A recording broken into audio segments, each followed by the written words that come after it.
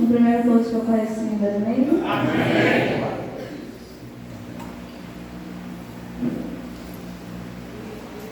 Pensa que ele puder, que abra comigo a sua Bíblia no Evangelho de Jesus, segundo escreveu João, capítulo de número 6, uma passagem bastante conhecida que Deus tocou no meu coração. João, capítulo de número 6.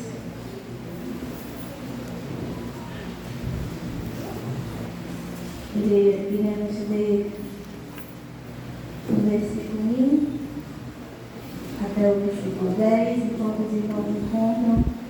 Eu quero render graças a Deus por estar aqui nessa noite. Para mim, verdadeiramente é uma honra, porque o Senhor e a sua esposa, para mim, são pais na fé. E eu sei que a qualquer momento que eu precisar, um conselho eles terão que me dar. E é verdadeiro.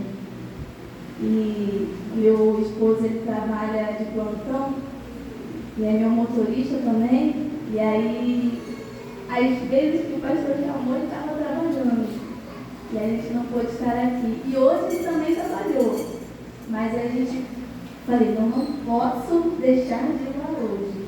Botamos nossas roupas na mochila, tomamos banho na casa dos meus pais e viemos para louvar e agradecer a eles. Deus já falou, mas eu creio que Ele tem mais para falar para os nossos corações. E a mensagem que Deus colocou no meu coração se encontra no Evangelho de Jesus, segundo escreveu João, capítulo de número 6, a partir do verso 1. Eu leio e peço que os irmãos me acompanhem apenas no raciocínio para nós ganharmos tempo. O título diz assim: A multiplicação dos pães. Capítulo 6, versículo número 1. Depois disso, partiu Jesus para outra banda do mar da Galileia, que é o de Tiberíades.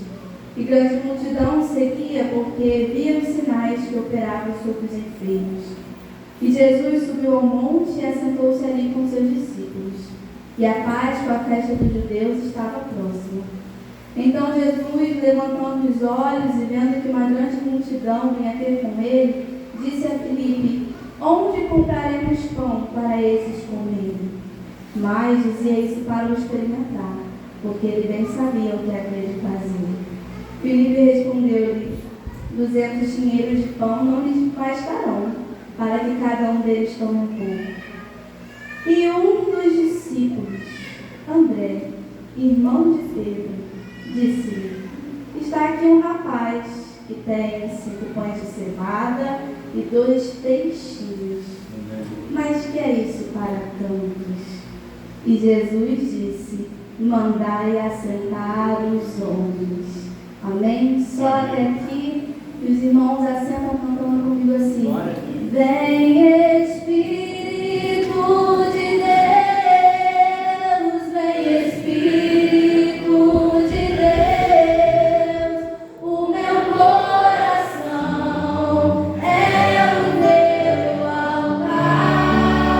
Nessa noite, vem Espírito de Deus, vem Espírito de Deus, o meu coração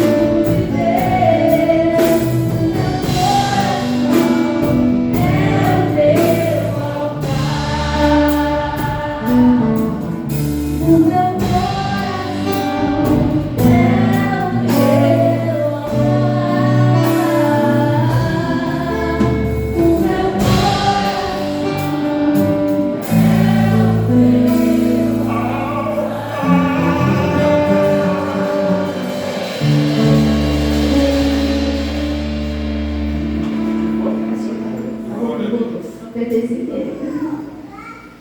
Faça no seu coração voltar aqui nessa noite. Aleluia. Toda vez que vem aqui, Tem mistério. Obrigada. O altar de Deus não é um lugar comum. O altar de Deus é onde o sacrifício é preparado. E quando ele recebe, o fogo é derramado. Então faça nessa noite o seu coração um altar. Você não veio aqui para perder 2, 3 horas do seu dia. Você vai acordar cedo amanhã, trabalhar. O dia já está descansando, já preparando as coisas para começar a semana. Mas você veio aqui. Então aproveite essa oportunidade. glória a Deus! Glória a Deus! E Deus colocou essa palavra no meu coração, é muito conhecida. Até as crianças já crescem aprendendo sobre a multiplicação dos pães e peixes. E eu estava falando com o Senhor a respeito daquilo que Ele me colocou no coração. E eu quero me ater aqui no que está escrito em João e em Mateus. Esse é o único milagre de Jesus que é relatado nos 4 evangelhos. Novamente, esse é o único milagre de Jesus que é relatado nos 4 evangelhos, com riqueza de detalhes e com riqueza de complementações. Então, por isso, para a gente poder aproveitar bastante, eu quero me ater aqui em João capítulo número 6, Guilherme. Mas também voltar, você não precisa deixar a sua Bíblia aberta para não ficar distraído, mas eu vou voltar em Mateus capítulo número 14, em alguns momentos.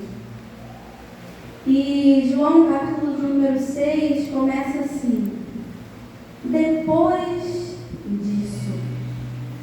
A Bíblia é linda nos detalhes, e nada está escrito aqui por acaso, mas por algum motivo João não quis relatar o que aconteceu no antes dessa história, porque muitas das vezes nós focamos muito no depois, mas para chegar naquele depois, algo teve que acontecer antes. E em Mateus capítulo de número 14, a partir do versículo 13, vai dizer que o primo de Jesus, aquele que preparou o caminho, que foi para o deserto e que pregava e que perguntou: és tu o Filho de Deus? João Batista tinha acabado de ser assassinado em um estratagema, em um plano para acabar com a vida do profeta. Ele tem a cabeça cortada, ele é assassinado, mas o seu ministério continuou ecoando mesmo após a sua morte. Aleluia! E aí no versículo de número 13 de Mateus capítulo 14 vai dizer que Jesus recebe a notícia.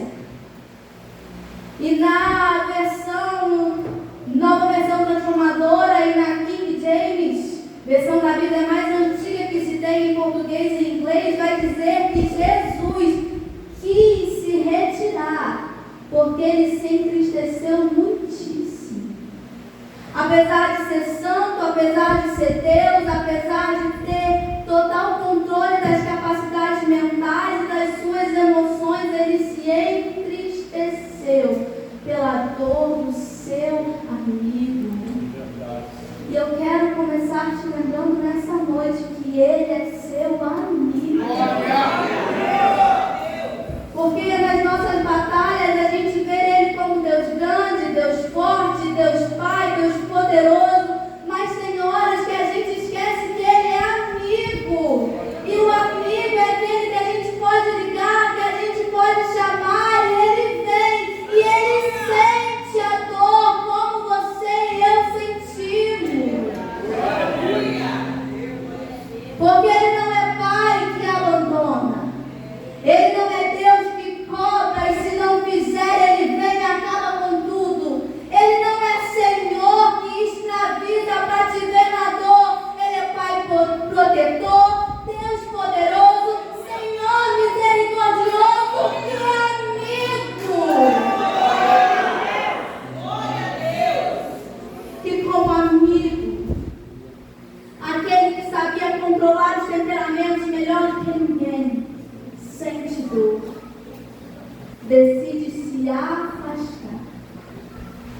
Ele chama os seus discípulos e diz: desejo ir para um lugar deserto, pois quero ficar sozinho.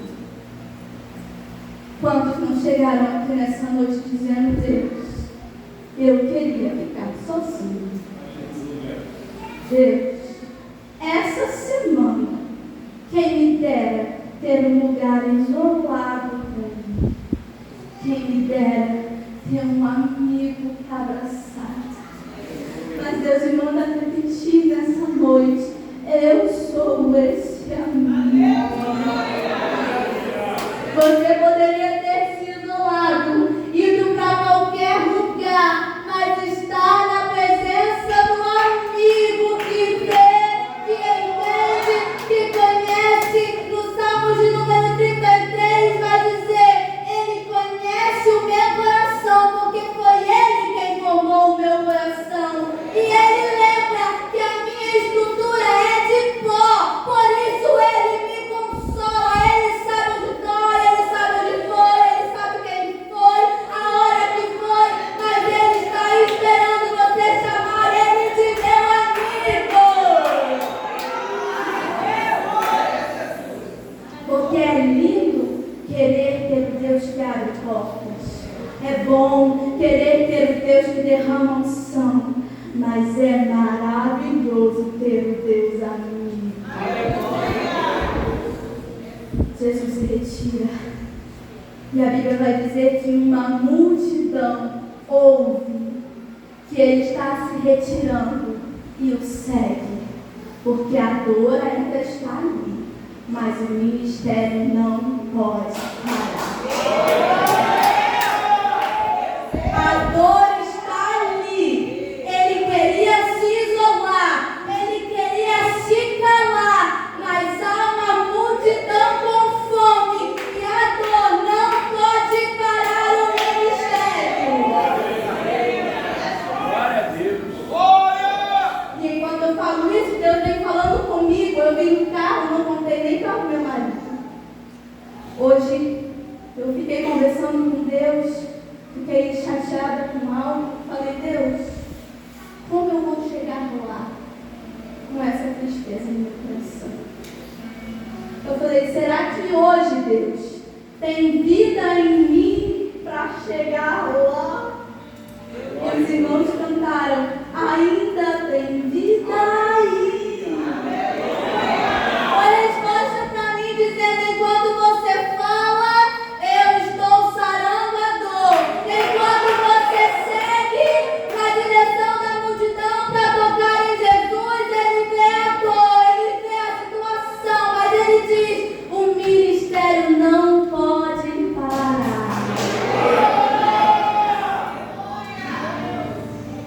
Jesus só queria ficar sozinho. Jesus só queria chorar. Jesus só queria desabafar um pouquinho. Mas a Bíblia vai dizer que ele vê a multidão. E eu posso ver Jesus fazendo assim: não posso parar. Fale, repita comigo nessa noite, no 3, não posso parar. 1, 2, 3, não posso parar. Mais uma vez, 1, 2, 3, não posso parar. Pode parar. A multidão está com fome, não é fome de comida não, é a fome de alma. E a Bíblia vai dizer que ele se move de íntima compaixão. E esse verbo no original, eu não vou falar, porque é difícil, eu posso errar. Mas o íntima compaixão, os judeus, eles têm até hoje como algo que vem do mais profundo das entranhas, algo que não pode ser resistido. A multidão está com fome, Deus tem me tocado, Deus tem te tocado cair e nós temos resistido.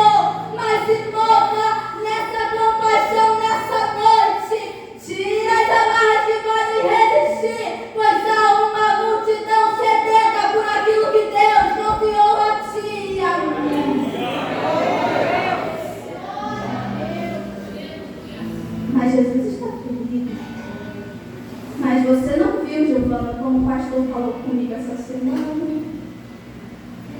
Você não viu o que meu marido ou a minha esposa jogou na minha cara.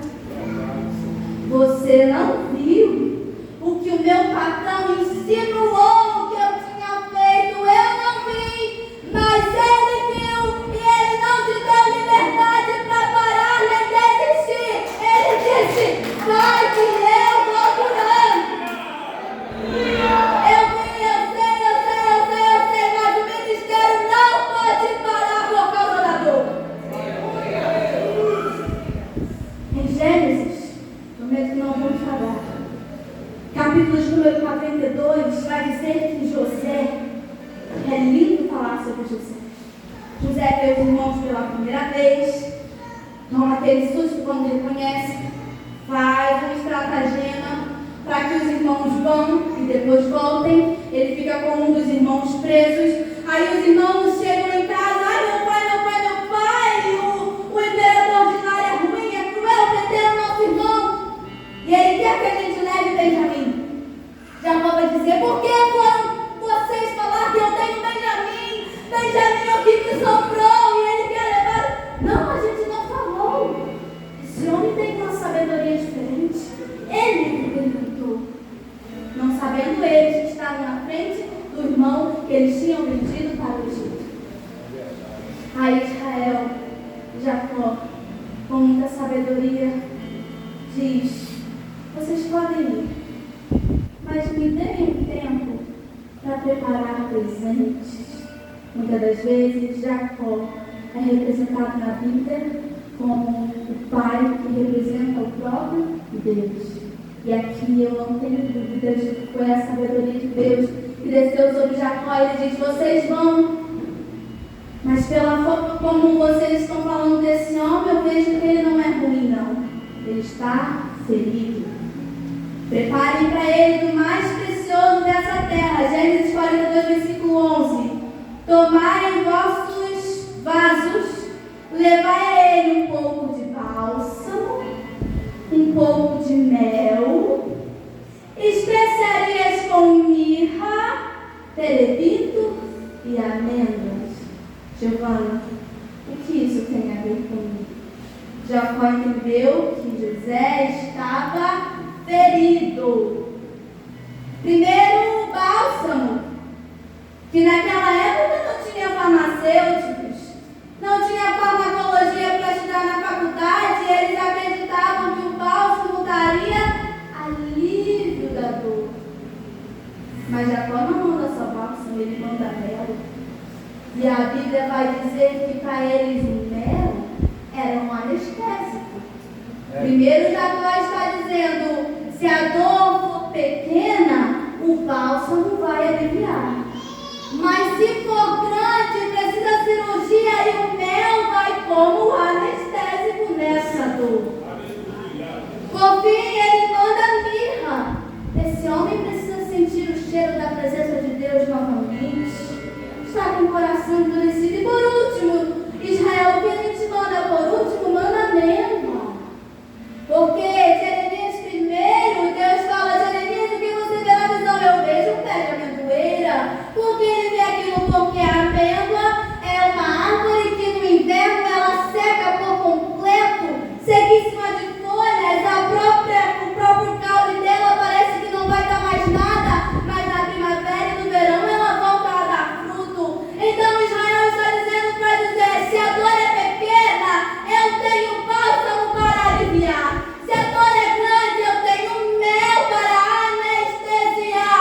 Se falta sentir o cheiro da presença, eu tenho mirra aqui nessa noite. E se falta esperança, assim como a amendoeira pode estar murcha, sem folha, sem esperança, mas no verão volta a frutificar. Eu não sei o que falta para ti, mas ele tem bálsamo, ele tem mirra, ele tem mel e ele tem esperança nessa noite. Ele tem esperança para tua casa nessa noite. Mas vamos continuar no texto. quero me demorar. Que no capítulo de número 6 de João, eles vão chegar para Jesus e vão dizer, em Mateus, versículo 15, eles vão dizer: Jesus, a multidão segue, Jesus prega o dia inteiro, e os estudiosos acreditam que já estava chegando a hora do pôr do sol, e Jesus, se deixasse, ele entrava à noite, madrugada, porque o que ele amava, apesar da dor, era exercer o ministério. Mas aí os discípulos vêm e dizem, sendo chegada a tarde, seus discípulos aproximaram dele dizendo: primeiro, o lugar é deserto. Segundo, a hora já é avançada. Mas eles esqueceram que estavam na presença de Jesus. Quantas vezes a gente chega para Jesus dizendo: Senhor, eu te segui. Ouvi que o Senhor passava e um dia te segui, mas só fico nesse deserto. O que é deserto não frutifica direito. Parece que nada dá certo. Para estar no deserto, até a roupa tem que aguentar mais um pouco, porque é sol escaldante de dia e frio terrível à noite. E quantos de nós chegaram aqui nessa noite dizendo: Senhor, não suporto mais esse deserto, porque só vivo nesse deserto. Calma, você está na presença de Jesus. Foi ele quem fez Gideão frutificar, malhando o trigo no lagar. O próprio Gideão disse: Senhor, eu não tenho valor, você não está vendo onde eu estou, malhando o trigo no lagar, humilhado, não está vendo como meu casamento está, não está vendo que o meu currículo é o menor entre os meus, não está vendo que a minha casa não prospera, não está vendo que a minha saúde não melhora, é um deserto que não tem fim, o deserto que não acaba. Calma, Jesus está aqui nessa noite. O mistério do deserto não está em suportar o deserto, está na presença do dono do deserto. Mas também vai dizer que eles dizem: além de ser deserto, a hora é avançada, já passou minha hora. A hora boa era o ano passado, quando eu me formei. A hora boa era 5 anos atrás, quando a minha saúde ainda era boa. A hora boa era 10 anos atrás, quando meu casamento estava legal. A hora boa era 15 dias atrás, quando eu ainda tinha esperança em me casar. A hora boa é aquela onde a gente deixa tudo aos pés de Jesus. A hora boa não é marcada pelo meu nem pelo seu tempo, não é marcada pelo quanto eu aguento. A hora boa, perfeita, é quando eu entendo que no meu tempo não vai, no meu tempo não acontece. Eu digo: toma, Deus, toma que é seu, cumpra a sua hora. A hora boa é aquela em que eu e você entendemos que o dono do tempo está passeando em nosso meio. Eu tenho uma prima que tinha o sonho de ser mãe pela segunda vez. Nunca contei isso. E aí era a hora perfeita, marido no emprego perfeito, com assistência médica com a melhor médica da região, saúde perfeita, vida financeira perfeita, casa perfeita, promessas e promessas de que ela teria um novo filho perfeito, engravida. Oh, glória a Deus. Filho perfeito. O médico diz: não vai resistir. Mas a hora era boa, o emprego era bom, a sensação de ser mãe de novo é boa. Não vai resistir. Mas Deus, a hora é boa, mas não é a minha hora. Deus, o médico é bom, mas eu sou o médico dos médicos. Deus, o plano é bom, mas o plano melhor é o meu, diz o Senhor nessa noite. Deus decide ter primeiro neném antes de 4 meses de gravidez. teve o que era bom, por causa da falência da firma. A médico que era bom, vai embora da região. A saúde que estava boa, se tiver outro bebê, o médico diz, vai ser de risco. Sua saúde já foi boa, não é mais. E ela dizia, passou na hora, meu Deus. Aleluia. Foi embora a hora, meu Deus.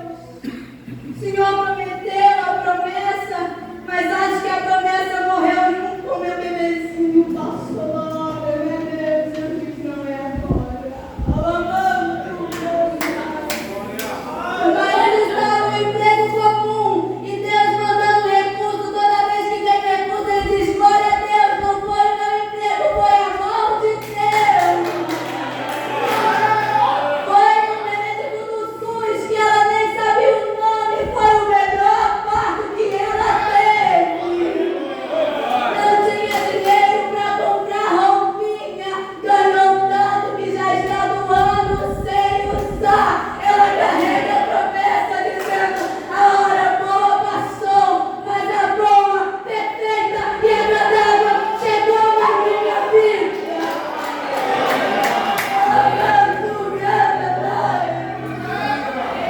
Deixa a sua hora boa para trás. Deixa a sua hora boa passar. A perfeita está vindo.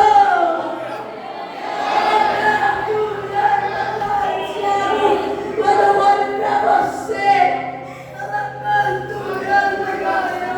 eu vejo o seu coração rosa dizendo, passou, se foi. O projeto acabou e o relógio roda. Já foi a minha hora. Já estou com tantos anos que a família já está assim. Senhor. A hora boa passou, mas o projeto não morreu. Aleluia! Porque quando você entender que a hora boa poderia te levar a uma morte, que a hora boa poderia te levar a um desespero, Ele te mostrará que a hora perfeita. Aleluia! E eu virei no seu curso de ação de graça. Depois daquele churrascão do pastor Gerilton, porque a hora perfeita vai alcançar os da sua casa. Não fui eu quem te mandei.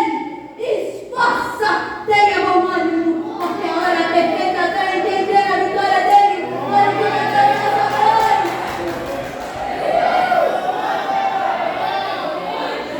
Aleluia, meu Deus. O lugar é deserto. Senhor, eu preferi estar crescendo, desenvolvendo em outro lugar, não no deserto. A hora já avançou. Meu relógio já rodou várias vezes e o seu relógio, Deus, continua com o ponteiro no mesmo lugar. Vai, desiste. Espere essa multidão. Desiste dessa multidão. Nós voltamos para João. Jesus diz, versículo 5, Felipe já vem apresentando a solução. Porque muitas das vezes nós queremos levar o problema para Deus em uma mão e na outra mão apresentar a solução. Felipe vem dizendo, despede logo, porque a gente não tem dinheiro para comprar pão, não bota isso na nossa conta não, Deus. Não faz a gente ter que arrumar dinheiro, porque eu não dou conta disso não, Senhor. Não dou conta dessa casa desse jeito, não dou conta dessa igreja desse jeito, não dou conta desse ministério desse jeito, não dou conta do marido e da esposa desse jeito. Deus diz, eu é quem dou conta. Aleluia! Está se frustrando, fazendo planos e projetos que não dá conta porque quer. Porque isso aí tem que sair da sua mão e vir para mim.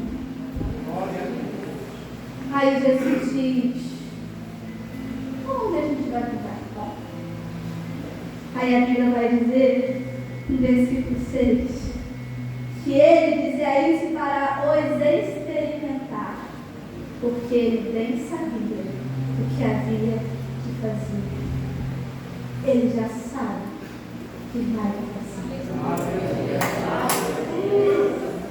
Antes de eu e você entrarmos nesse deserto, ele já sabia o que haveria de fazer.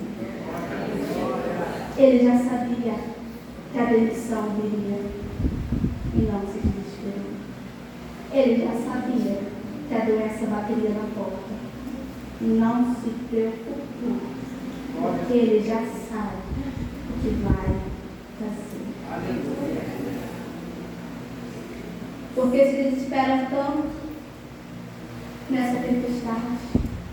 Os homens clamavam, é um fantasma, e ele disse, sou eu. Poderia dizer, aqui não é Jesus, aqui é um amigo de vocês, aqui é o filho do Deus vivo, ele não se apresenta com o nome, ele diz, sou eu. Conheçam o som da minha voz nessa tempestade. Não preciso me apresentar com nomes e pronomes para quem já me conhece. A tempestade faz achar que é um fantasma, que é um problema, e ele diz, sou eu. Aquietai-vos e sabei que eu sou Deus. Sabe o que significa esse aquietai-vos no Salmos 46, que a gente gosta tanto de repetir? Aquietai-vos não é sentar e esperar desesperado. Esse aquietai-vos no original quer dizer acalme-se e esperem, porque eu sou Deus. Aquietai-vos, senta com calma, toma um cafezinho, esfria a cabeça, repensa essa decisão, porque eu sou Deus. Mas e a minha ansiedade? Aquieta a ansiedade nessa noite. Mas e a minha síndrome do pânico? Eu aquieto a síndrome do pânico nessa noite. Mas Senhor, e o vizinho que me importuna, eu aquieto esse vizinho nessa noite. Aquietai-vos e sabei que eu sou teu Deus. Giovana, você quer me emocionar? Você quer me contagiar para parecer que está bonito? Não. É Deus que manda dizer, se aquiete porque eu sou Deus. Não manda aquela mensagem, não apaga isso. Deixa que eu respondo. Não fala aquilo pro chefe, não. Respira 1, 2, 3, 4, 5, 6. Respira de novo e deixa que eu aquieto aquele homem. Não joga a carteira de membro fora, não.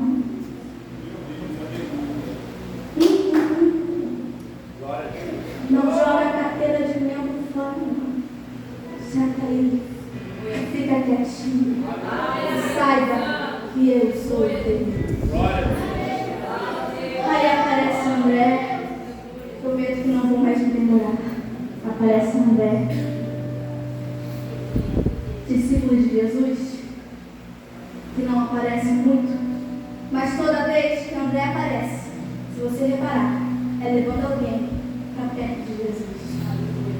Não aparece muito, mas quando aparece, é para levar alguém para perto de Jesus.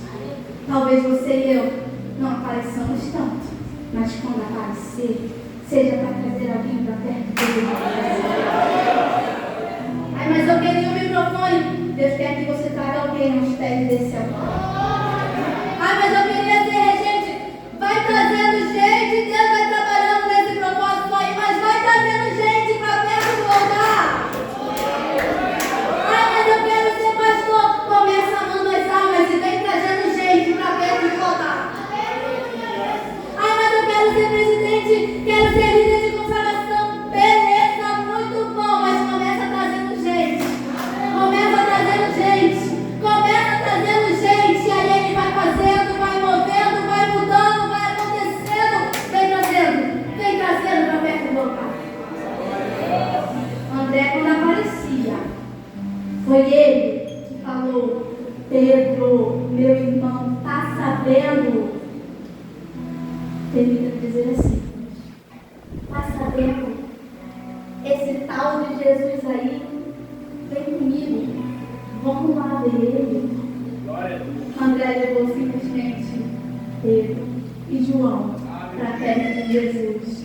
Não foi ele que foi chamado de amado quando deitou sobre o peito de Jesus, mas ele tinha uma parte naquilo.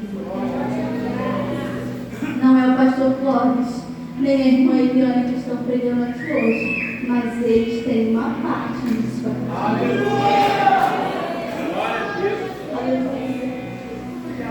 Não foi o casamento, talvez da forma como você queria, mas tem uma parte ali de muitas orações, jejum e noites em claro. Então traga a gente para perto de Deus. Para finalizar, fecha a minha Bíblia, que a gente está demorando. André aparece dizendo: tem um rapaz. Acreditam, irmãos, que o único evangelho que fala desse rapaz é João? Mateus não fala, Marcos não fala, Lucas não fala, mas João, ele é um escritor que ele gosta muito de detalhes. Talvez por ele ser mais próximo de Jesus, ele via esses detalhes com mais clareza e intimidade. E João diz que o pão e o peixe vieram na mão de um rapaz.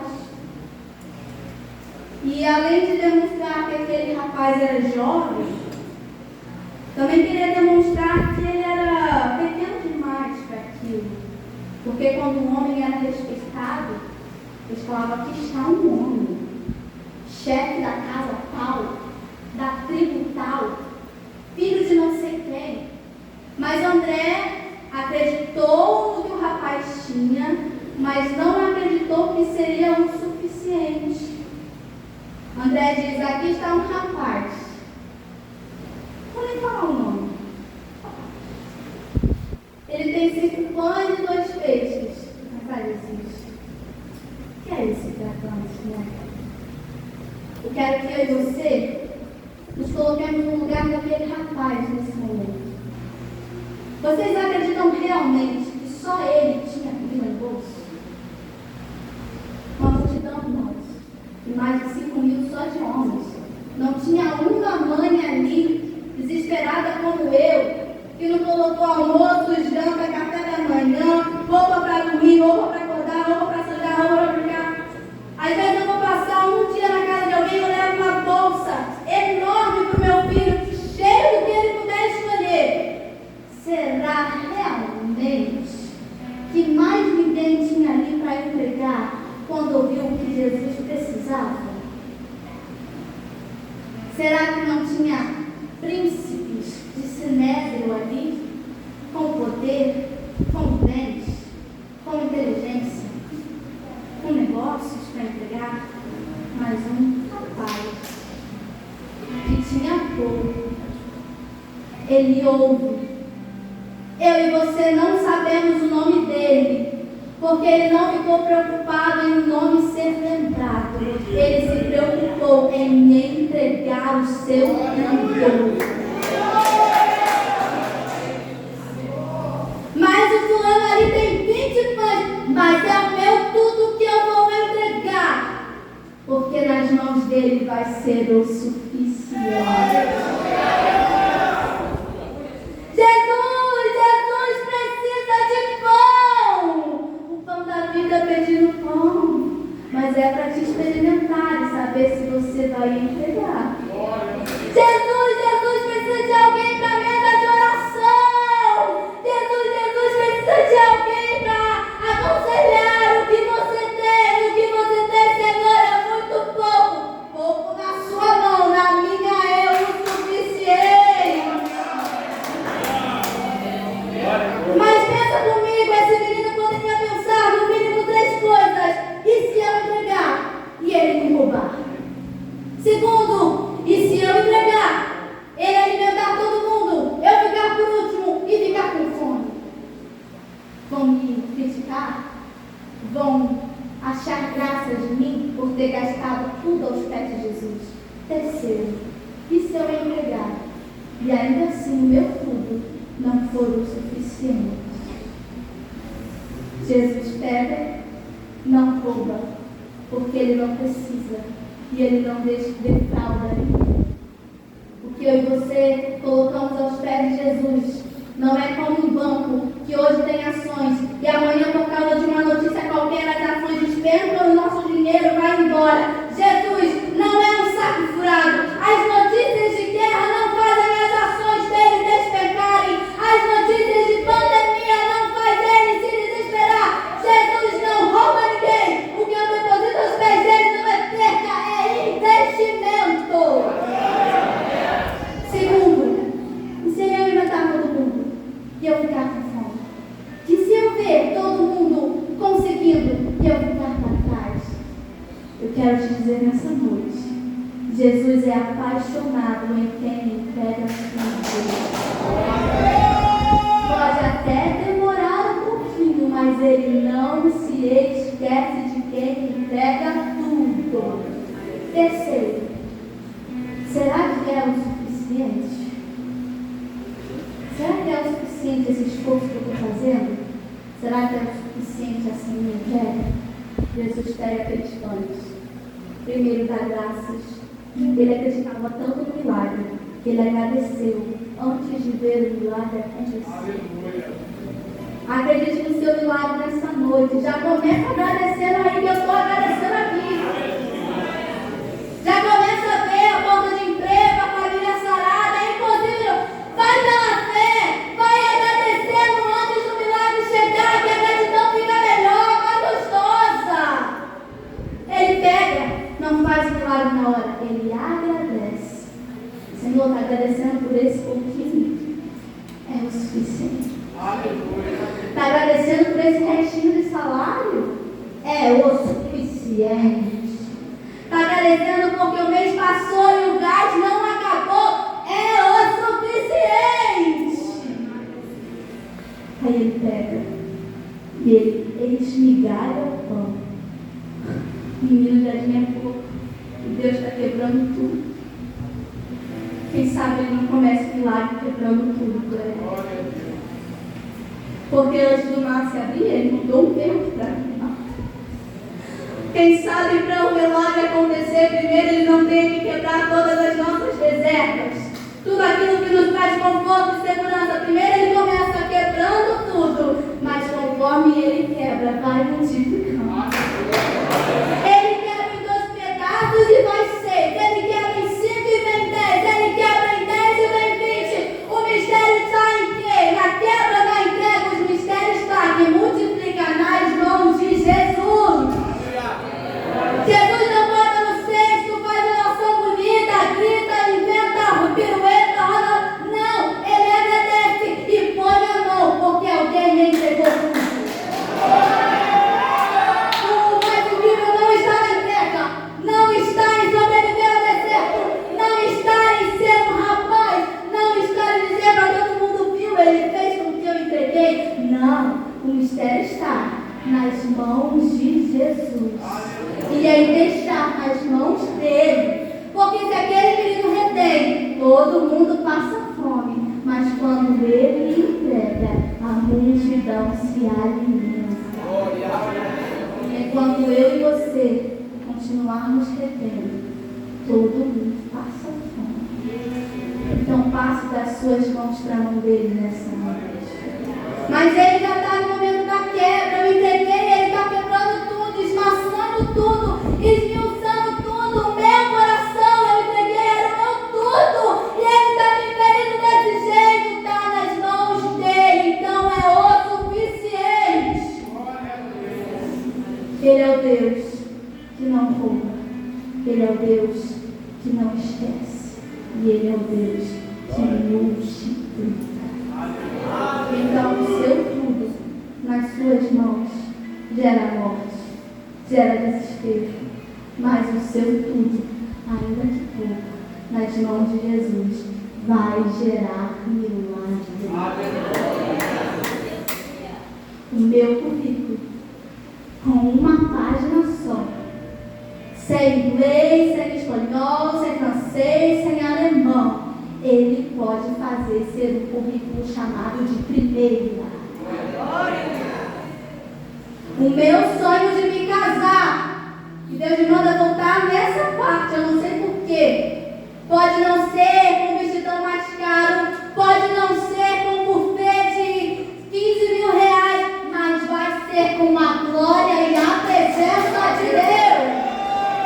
O meu exame não deu o que eu queria, mas é para o médico ver a mão do Deus que eu sirvo lá na frente.